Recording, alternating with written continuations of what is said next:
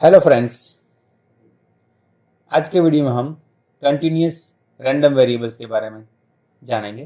तो स्टार्ट करते हैं आज का टॉपिक। तो फर्स्ट ऑफ ऑल उसकी डेफिनेशन देख लेते हैं। A random variable is said to be continuous if it takes any values in a given interval. Means कोई भी रैंडम वेरिएबल अगर कोई इंटरवल में हम उसका स्टडी करते हैं तो उसको हम बोलेंगे कंटिन्यूअस। कोई अगर कंटिन्यूस सैंपल स्पेस में अगर वो डिफाइन होता है तो उसको हम बोलेंगे कंटिन्यूस रैंडम वेरिएबल। जैसे डेफिनेशन एग्जांपल्स के तौर पे देख लो। Weight of a bag in KG, life of an electric bulb in hours. तो देखो, इसमें आपको नहीं समझ में आया तो देखो मैं आपको थोड़ा क्लियर कर देता हूँ कॉन्सेप्ट कि कोई भी इंटरवल में अगर आप इसका वैल्यूज देखोगे, जैसे यहाँ पे लिखा है wait of a bag in KG, तो वो इंटरवल में कुछ भी वेरी हो सकता है, कोई इसकी फिक्स वैल्यू नहीं हो सकती। तो इस हिसाब से जैसे आप और भी एग्जांपल ले सकते हो कि एक वीक में आपकी हाइट कितनी होगी। मीन्स आपकी हाइट आप मेजर करते हो एक वीक के अंदर, तो वो कोई भी इंटरवल में बात कर रहे हो तो इसके अकॉर्डिंग आपको रैंडम वेरिएबल यूज करना होगा, वो कंटिन्यूस रैंडम वेरिएबल लगेगा। तो आगे हम बढ़ते हैं। इसका probability density function continuous random variable में हम डिफाइन करेंगे। देखो, let X be a continuous random variable such that the probability of the variable x falling in the small interval is fx। तो ये एक स्मॉल इंटरवल में हम इसका वैल्यू एक डिफाइन कर रहे हैं, उसको हम स्मॉल एफ एक्स बोलते हैं, और इसको एफ एक्स को क्या बोलेंगे हम, प्रोबेबिलिटी डेंसिटी फंक्शन।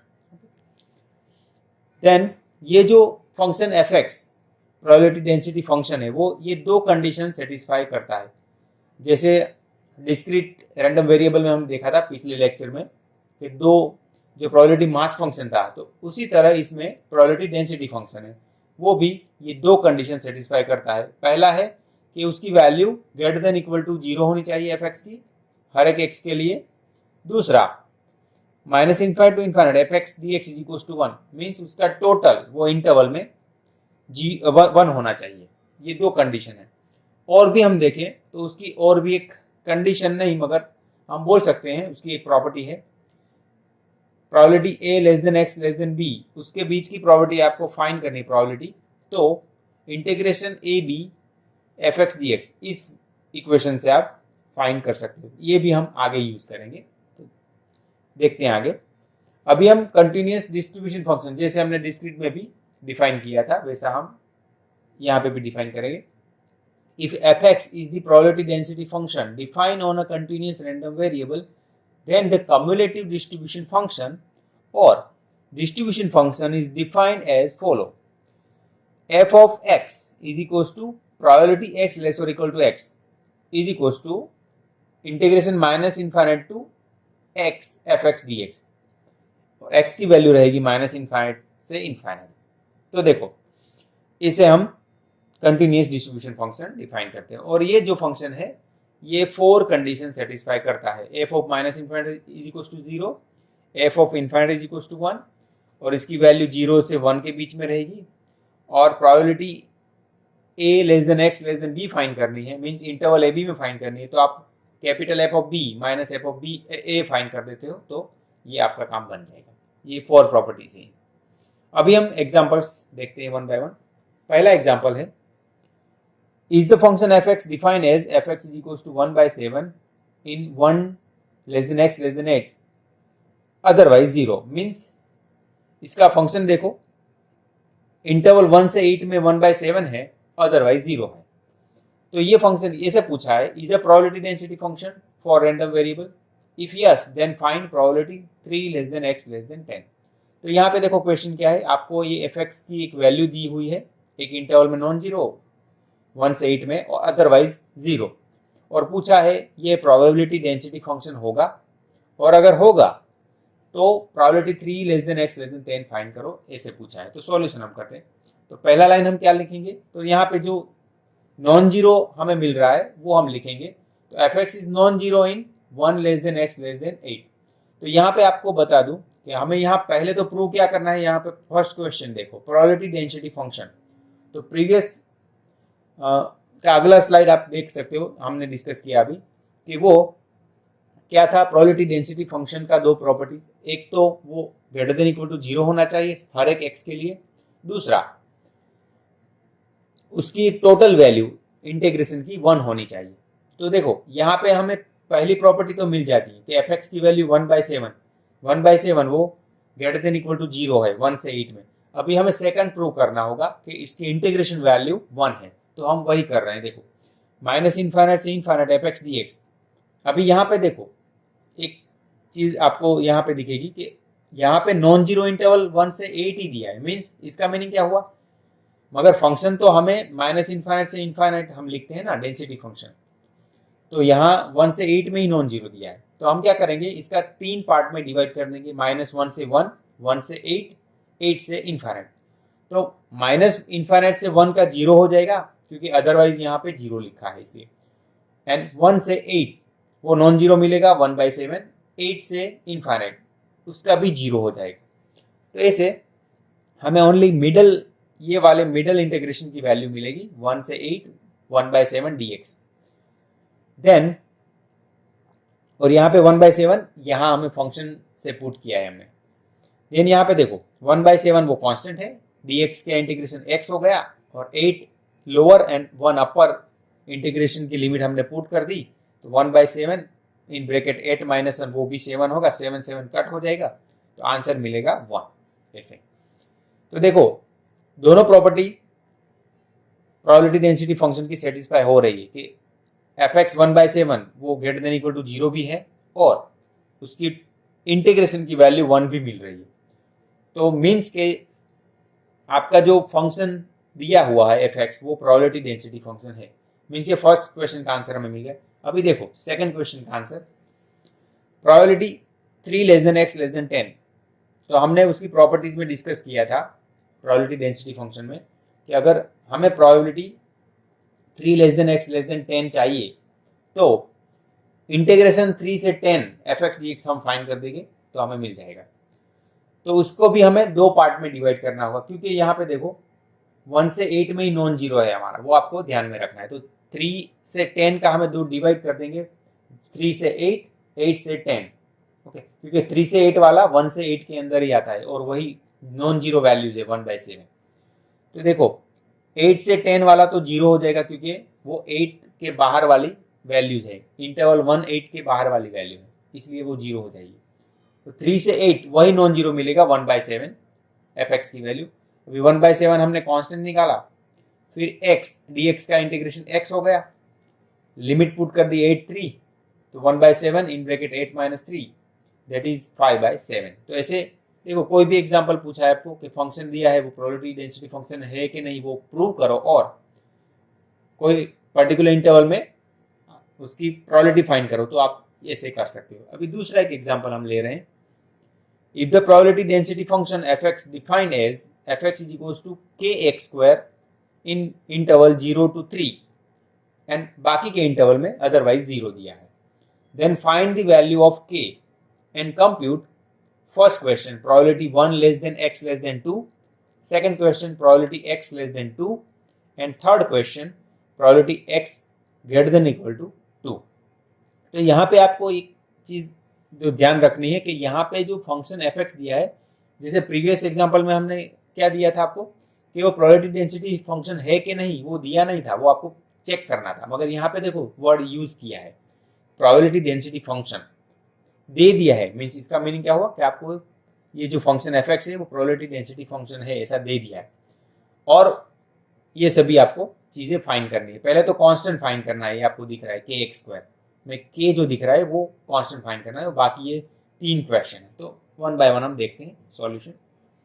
तो पहले तो देखो fx is a probability density function, जैसे अभी मैंने बोला कि वो प्रोबेबिलिटी, ये वर्डिंग जो है वो बहुत इंपॉर्टेंट है।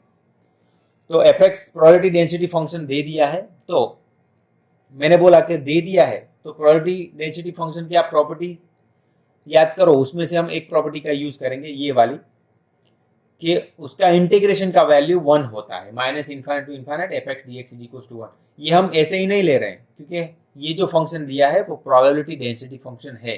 यहाँ फिर से देख लो इसीलिए हम उसकी प्रॉपर्टी यूज कर रहे हैं। और ये कब करना है, जब भी आपको एक से कांस्टेंट कोई फाइंड करने को बोला होगा तब।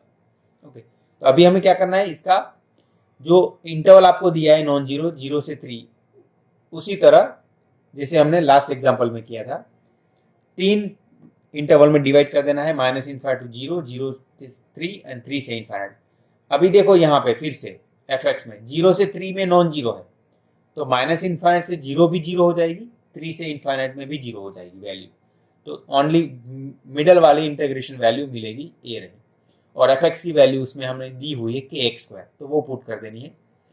और k तो कांस्टेंट है तो उसको बाहर रखेंगे, x² का इंटीग्रेशन होगा x3/3 एंड उसकी लिमिट पुट कर दी 3, नीचे 0, और राइट हैंड साइड तो 1 हमारा है ही। अभी इसका लिमिट पुट करेंगे, k/3 कांस्टेंट ले लिया, और यहाँ पे x की 3 वैल्यू, 3 का क्यूब होगा 27,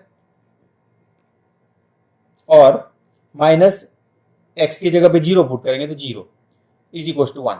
इसका सिंप्लीफिकेशन करेंगे तो 27/3 तो वो होगा 9k, 9k is equal to 1, तो k की वैल्यू हमें मिली 1/9। तो ऐसे देखो k हमें मिल गया, देन वो k आप ये जो फंक्शन दिया है उसमें पुट कर देना है। फिर k हमें मिल गया तो फिर ये फंक्शन में पुट कर देना है यहाँ पे।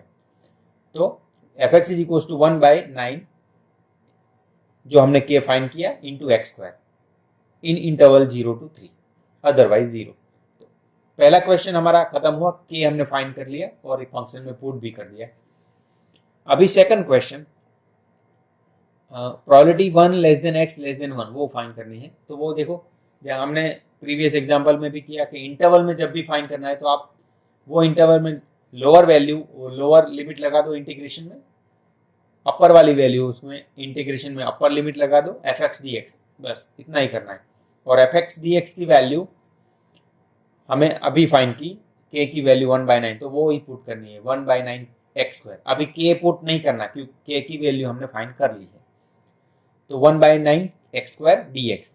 अभी देखो यहाँ पे हमने कोई अलग अलग इंटरवल करने की जरूरत नहीं, इंटीग्रेशन का अलग अलग लिखने का जरूरत, क्योंकि 1 से 2 है वो 0 के 3 जो दिया है उसमें ही आता है, इसलिए।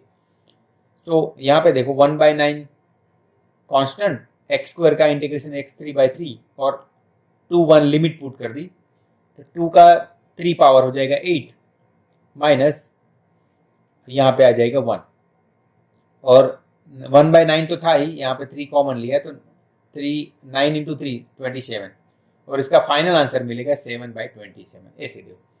अभी सेकंड क्वेश्चन है प्रोबेबिलिटी x < 2, वो फाइंड करेंगे। तो x < 2 का मीनिंग क्या हुआ कि 2 से कम, तो अपर लिमिट आप 2 फिक्स कर लो, और लोअर लिमिट तो हमें पता ही है प्रोबेबिलिटी डेंसिटी फंक्शन, वो है -∞। तो इंटीग्रेशन -∞ से 2 की वैल्यू फाइंड करनी है fx dx। अभी हमें इंटरवल में कहाँ से कहाँ तक का दिया था, 0 से 3 का, तो -∞ से 0, ऐसे एक इंटरवल में 0 हो जाएगा उसका वैल्यू, दूसरा 0 से 2 लेना है, तो मीन्स -∞ से 2 का 2 पार्ट आपको कर देना है, -∞ से 0, 0 से 2, और -∞ से 0 का वैल्यू तो 0 हो गया, और इसका वैल्यू 1/9 x² है, तो वो पुट किया, एंड x² का इंटीग्रेशन किया x3/3, और फिर लिमिट पुट कर दिया 2 0। इसका सिंप्लीफिकेशन 1/9, यहाँ पे 3 कॉमन 27, और x में 2 की लिमिट पुट कर दी, 2 का क्यूब 8, और यहाँ पे 0, तो 0 आ गया, और इसका फाइनल आंसर आ गया 8/27। तो ऐसे इसका भी आंसर मिल गया। और लास्ट जो क्वेश्चन था प्रोबेबिलिटी x > 2, तो यहाँ पे देखो आपको क्या करना है, दो चीज से आप कर सकते हो इसका आंसर। एक तो प्रोबेबिलिटी x < 2 बोला है, तो 2 से इंटीग्रेशन 2 से इनफाइनाइट लेके भी कर सकते हो, मगर ऐसा आपको नहीं करना है। तो यहाँ पे देखो x < 2 हमने अभी फाइंड किया, तो इसमें कॉम्प्लीमेंट वाला फॉर्मूला यूज करना है, मीन्स > 2 का करना है तो 1 में से उसका कॉम्प्लीमेंट प्रोबेबिलिटी x < 2 हम कर देंगे, तो वो इजी रहेगा। तो 1 माइनस प्रोबेबिलिटी x < 2 वो कर दिया हमने, 1 माइनस अभी x < 2 का हमने फाइंड किया 8/27, वही वैल्यू हमने पुट कर दी, और इसका सिंप्लीफिकेशन किया, आंसर मिला 9। 19/27। तो ऐसे देखो कैसा भी एग्जाम्पल हो आप इजीली कंटिन्यूस रैंडम वेरिएबल में कर सकते हो। तो आज के वीडियो में इतना ही, धन्यवाद।